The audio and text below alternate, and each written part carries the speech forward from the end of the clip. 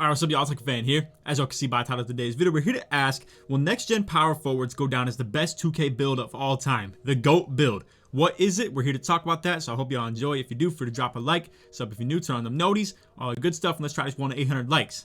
Now man, do I have something to introduce you guys to. So, if you haven't played 2K15, you probably haven't seen this build. There's not a lot of YouTube footage to this, and the 2K community really blew up after 2K16, 17, and so on and so on. It's been mostly the last 5 years that I would say the 2K community has been really booming with a lot of content creators. But back in 2K15, Pretty Boy Fredo, and I know a lot of people in the community have their beef with him or whatever it may be, but man was a beast back in 2K15, and people will call me crazy for saying that, but he was really crazy with this stuff. But nonetheless, as you can see, the build, 95 everything at 7 foot small forward. Now there was also a broken mechanic in the game where there was a demigod glitch, and you could essentially make your player 7'3" with 99 everything. So all of that was just completely broken. You got every single badge in the game on gold, no matter what you built your player to be like. All you had to do was lack 20 attribute ratings by all 6 of the categories. So you can see there's the inside scoring, the athleticism, the 3-point shooting, or just the outside scoring, the rebounding, the defense, and then the playmaking. So there's those 6 categories. Then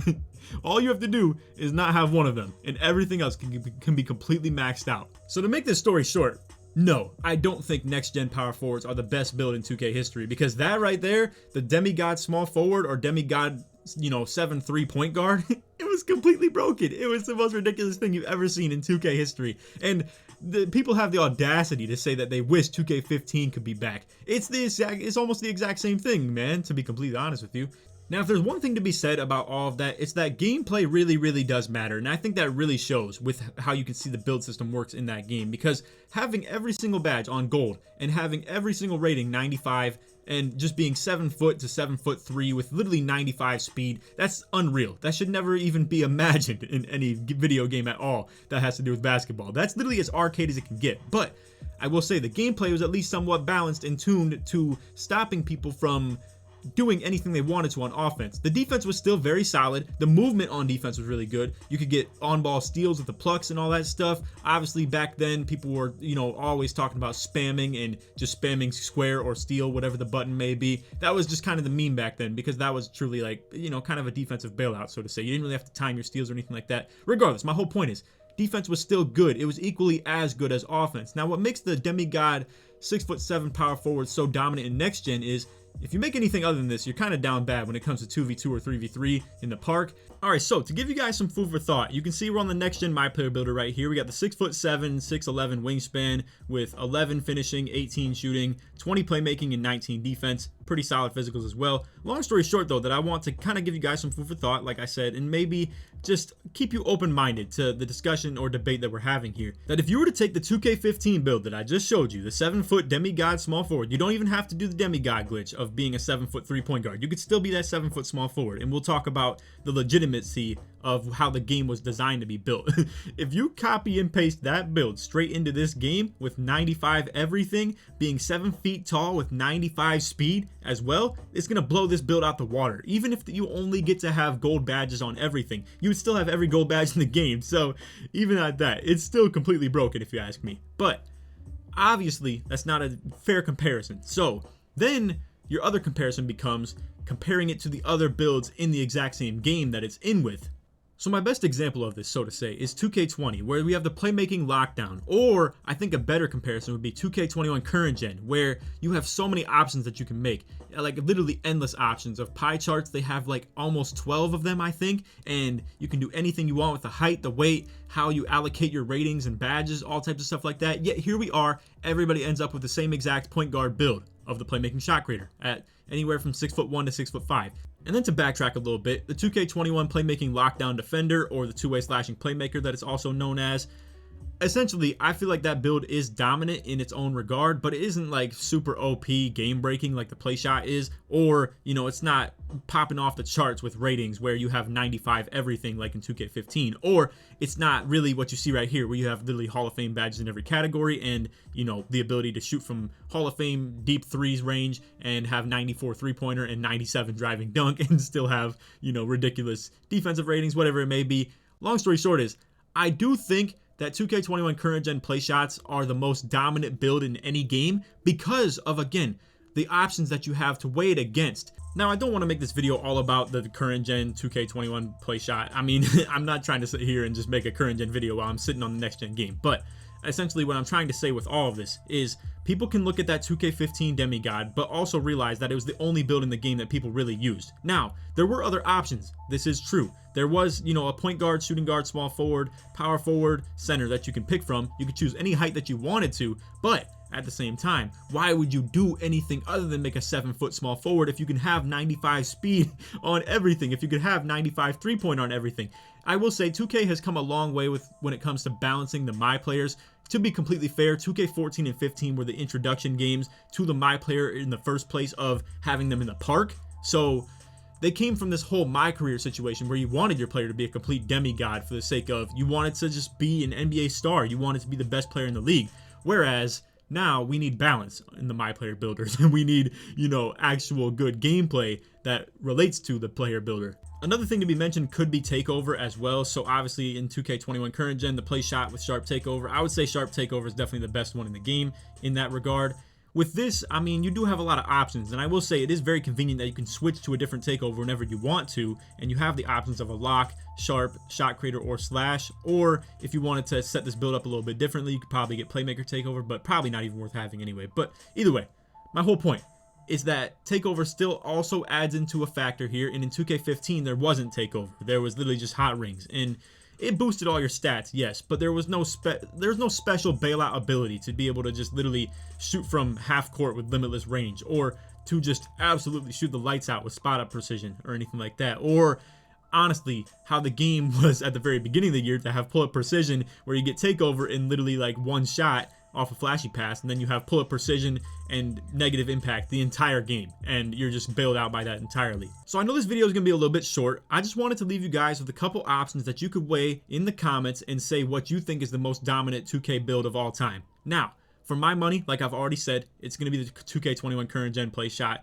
I understand the whole aspect of like, oh, how could a 6'5 build with no defense and no finishing or contact dunking be more dominant than a 7'3" demigod? Again, it's like I just said, it's the options that are weighed out in the game, and it's the corresponding builds that you play against in that game. Again, everybody, literally everybody had a 7-foot small forward in that game. It made no sense to do anything otherwise. Now, if you want to make the argument of what I was saying earlier in 2K15 as well, where essentially everybody had the options to still make a bunch of different builds, yet everybody ended up with the same one, it's likewise to how it is in 2K21 current gen with the play shot. I understand that. Now, if you think that 2K15 is the most dominant My Player build ever, I would also agree with you. I think it's really between 2K15 and 2K21 current gen, in my opinion. Now, if you want to also make mention of the post scores in anywhere from 2K18 to 19 or 20, I would also understand, but it's a very specific thing. That's why this debate can't really be all black and white and really just, a very simple answer, because it does become a bit complicated to kind of put a stamp on everything and definitively say that a build is the best in the game of its history. Now, I'll do my best to find some clips of what I'm talking about here, but bear with me if I can't find anything and you're just staring at this My Player Builder attribute rating screen. But your other options, in 2K17 we had the pure point forward. That was a very valid option to be put in this category as well. You had stretch bigs in 2K17 as well, or even the stretch bigs in 2K19. Those are nowhere near the most dominant build ever though, in my opinion. In 2K16 you had the 6 foot, I think 6 point guards, something like that. Maybe they were 6'4", I'm not really sure, but the small point guard in 16 was definitely a wave. And then in 2K18 I would say there's really no definitive best build in that game. Maybe the stretch bigs for the sake of shooting over people and just hitting heavy contests and stuff like that. It was definitely a very valid option. And then in 2K19 I would say your best bet would be between stretch bigs and post scores, something like that. Maybe lockdowns as well. Lockdowns were kind of crazy in 19. And then in 2K20 obviously, like I said, we have the play lock, and then maybe the play shot as well, but that's very debatable. Then you even have the post scores as well, but again, that's a very specific situation that we're talking about. So let me know what your opinion is on the best build in 2K history. Again, for my money, I think it's the play shot or the 2K15 7'3" demigod. And before commenting or calling me stupid, just take into account what I was talking about. How, yes, I completely understand. A 6'5" build with no defense and no contact dunking definitely does not compare to a 7'3" build with 95 speed and 95, literally everything. Three-pointer, driving, dunk, ball handle, perimeter defense, even though I don't even think that was a thing back then, but lateral quickness, whatever it may be. Obviously, it doesn't compare. But again, you have to compare against its counterparts and opponents. it's just a dominant build in current gen, and there's really no reason to make anything else. So feel free to leave your feedback on this video. I really do appreciate you guys watching. Again, I know this is a little shorter video, but I hope you all enjoyed. If you did, feel free to drop a like, sub if you're new, turn on the noties, all the good stuff. And like I said, let's try this one to 800 likes. Now, feel free to leave your feedback, like I was just talking about. Give me any feedback you want, because this is going to be a very, very feedback-oriented video as far as I want to see what you guys think as far as what the best build of 2K all time is, or let me know how long you've been playing 2K. For instance, if you've only been playing back to 2K17, what's the most dominant build that you know of since 2K17? Or if you've been playing all the way back to 2K11 and you want to let me know of some crazy like my career build or something like that. Again, I really think it should be kind of between 2K14 and 21, where it's just Park, because again, it's just kind of, they always let you make a demigod build back in the day when it was just about my career and never about Park, and everybody was coming in there with a complete beast of a build. Now, I will say, I think that 2K really got it right with how they added the archetype system eventually, because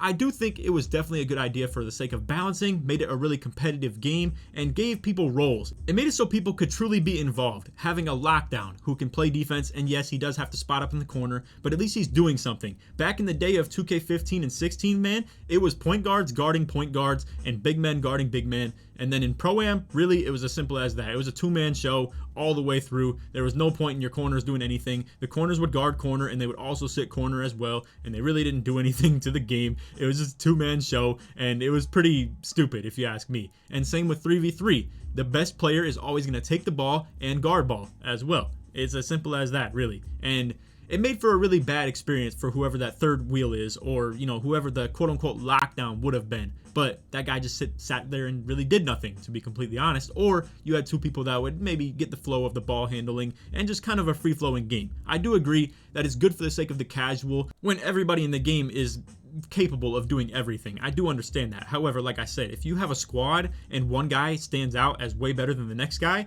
at everything, really, then there's no lane to be played, and you end up just having a third guy who's literally doing not a single thing for your team, and he's not really learning how to get better. He's not involved as a lockdown or anything like that. Again, I just think for the sake of the roles and stuff like that, I love the 2K17 through 19 or even maybe 20 build system, where it's a little bit more limited in how good you are. Yes, I understand your player is more of a role player, so to say, and he's not an NBA star, but if you are good on the sticks, you can make up for that, and your dude plays lights out. I mean, you're literally still able to shoot almost 70 to 80% from three. No NBA player can even do that. You're able to get contact dunks on demand if you can't shoot. No NBA player can just rise up and yam on people's heads like five plays in a row. Obviously, you got really good defensive ability if you're a lockdown back in 2K19, 18, 17, 20. And low-key for some filler clips, I might have been putting some 2K17 mixtape clips of mine in here as well. Honestly, that athletic was crazy too, man. But that's what I love about 17 as well, is you could really have any build and you'd be fine and everything would work out. So anyway, that's all for the video. I hope y'all enjoyed. If you did, feel free to drop a like, sub if you're new, turn on the noties, all that good stuff. Like I said, let's try this one to 800 likes. And if you made it to this point in the video, put demigod in the comments to show your support you made all the way through. So, like I said, feel free to leave your feedback. And that's all. Hope y'all enjoyed. Take it easy, man. Peace.